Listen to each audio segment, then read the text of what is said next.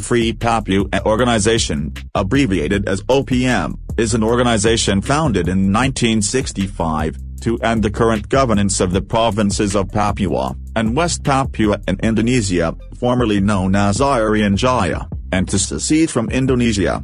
This movement was banned in Indonesia, and led to independence for the province, resulting in accusations of treason.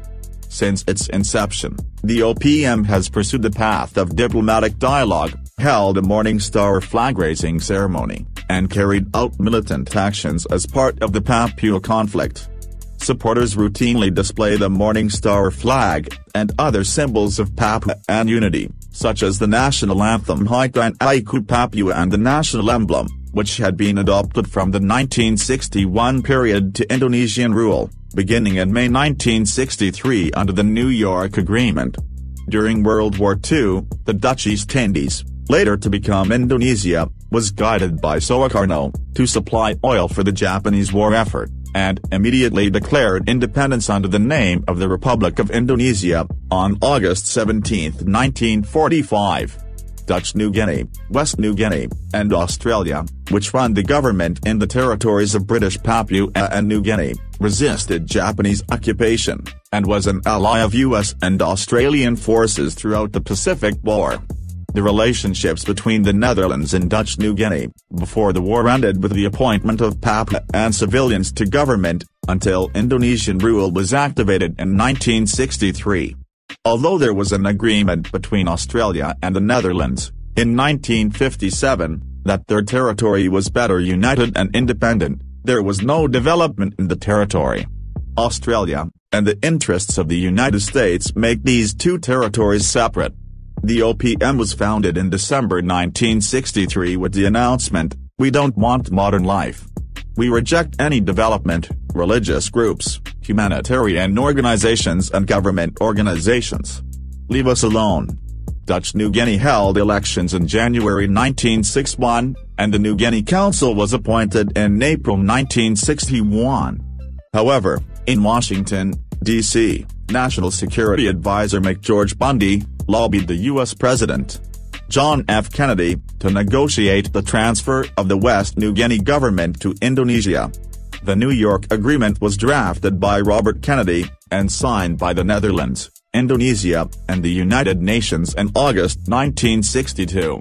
Although the Dutch demanded that the people of West New Guinea be allowed to determine their own destiny, in accordance with the UN Charter and UN General Assembly Resolution 1514-15, under the name, Act of Free Choice, the New York Agreement gave a 7-year hiatus, and abolished the UN's authority to oversee implementation of the deed.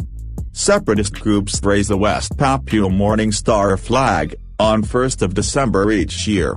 They consider this date to be Papua's Independence Day.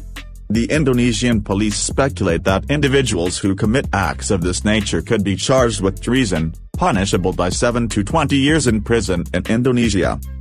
In response to this, Nicholas J. and two OPM commanders, Seth J. Fatroimkaram and Jacob Hendrik Pry, planned to declare Papua an independence in 1971. On July 1, 1971, Roimkaram and Pry declared the Republic of West Papua, and immediately drafted the constitution.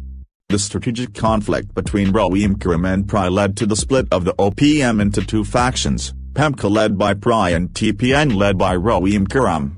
This split greatly affected the OPM's capabilities, as a centralized fighting force.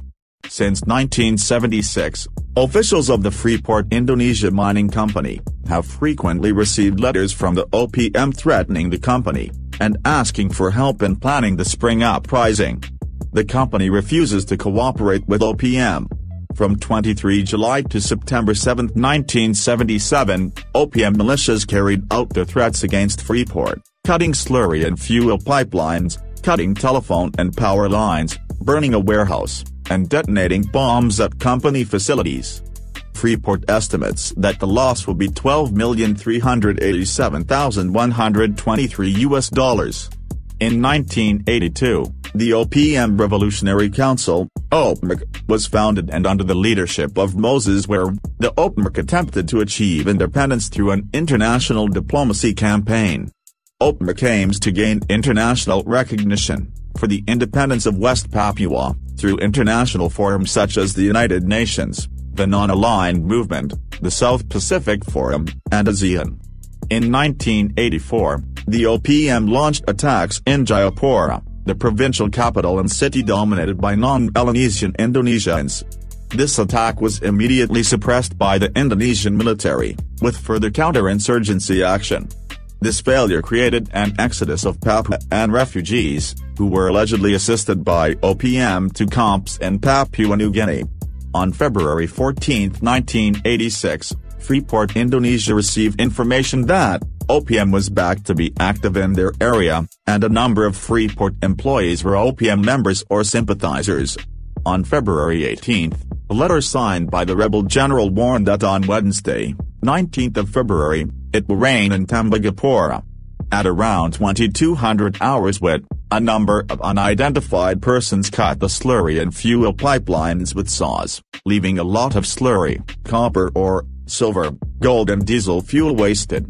In addition, they set fire to the pipeline fence, and shot police who tried to get close to the scene. On April 14, 1986, the OPM militia again cut the pipeline, cut power lines, damaged the sanitation system, and burned tires. The technical crew was attacked by OPM when they approached the scene, so Freeport was forced to ask the police and military for help. In separate incidents in January and August 1996, the OPM arrested scores of Europeans and Indonesians, first from a research group, then from forest camps. 2 hostages from the first group were killed and the rest were released. In July 1998, the OPM raised their flag at the water tower in the city of Biak on the island of Biak. They remained there for several days, before the Indonesian military disbanded them. Paul Karma was among those arrested.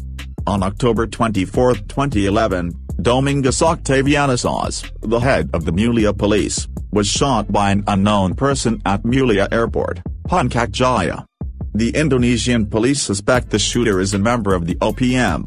A series of attacks on the Indonesian police have forced them to deploy more personnel in Papua. On January 21, 2012, gunmen, suspected to be members of the OPM, shot deadless civilian who was guarding the shop. He is a trans-migrant from West Sumatra. On January 8, 2012, the OPM launched an attack on a public bus, which resulted in the death of 3 civilians and 1 member of the Indonesian army. 4 others were also injured.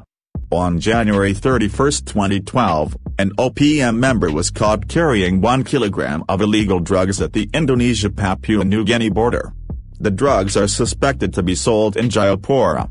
On April 8, 2012, the OPM attacked a civilian plane, Trigona Air, after landing which was about to park at Mulia Airport, Tanahku Jaya, Papua. 5 OPM armed militants suddenly opened fire on the plane, causing the plane to lose control and crash into a building. 1 person was killed, namely Liran Kogoya, a Papua Post journalist, who suffered a gunshot wound to the neck.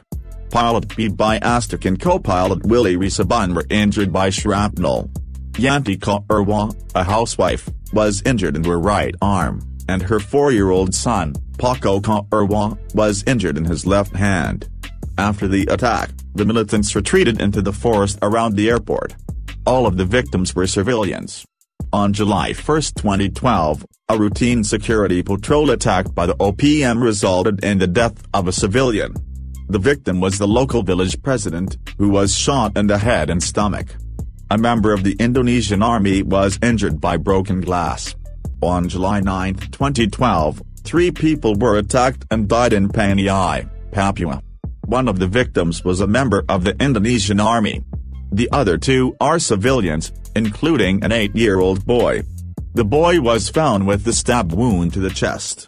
In 2021, firefight between Indonesian army soldiers and armed criminal groups in Irian Jaya, Papua, occurred again Friday morning. An army soldier, Private Roy Wabiando, was killed in this incident.